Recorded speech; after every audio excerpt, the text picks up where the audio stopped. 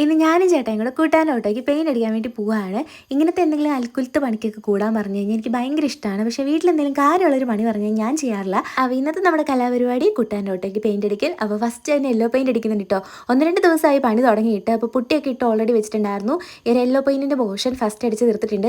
മിച്ചം വന്ന പെയിൻ്റ് ഒരാൾക്ക് കളയാൻ കഴിയില്ലാത്തതുകൊണ്ട് ഒരു ടയറിനകത്ത് അടിച്ച് വെച്ചിട്ടുണ്ട്.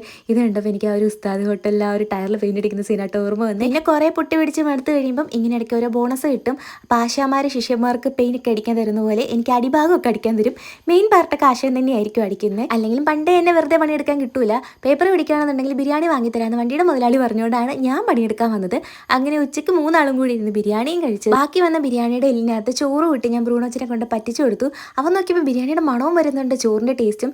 എങ്ങനെയൊക്കെയോ വന്നാലും ആശാൻ കഴിച്ച് തീർത്തു കിട്ടും. എന്നെ നോക്കി ഇടയ്ക്കിടയ്ക്ക് എന്തൊക്കെയോ പറയുന്നുണ്ടായിരുന്നു, തെറിയാണോ എന്ന് അറിഞ്ഞുകൂടെ. നെക്സ്റ്റ് ഈ ഒരു ബ്ലാക്ക് പോർഷനും കൂടി പെയിൻ്റ് അടിക്കാൻ പോവാണ്. അതുകൊണ്ട് ആ ഒരു ഭാഗവും കൂടി പേപ്പർ പിടിക്കുന്നുണ്ട്. എന്നിട്ട് രാത്രിയും പകലും ഒക്കെ നിന്നിട്ടാണ് നമ്മൾ ഇതിൻ്റെ പണി ഏറെക്കുറെ തീർത്തത്.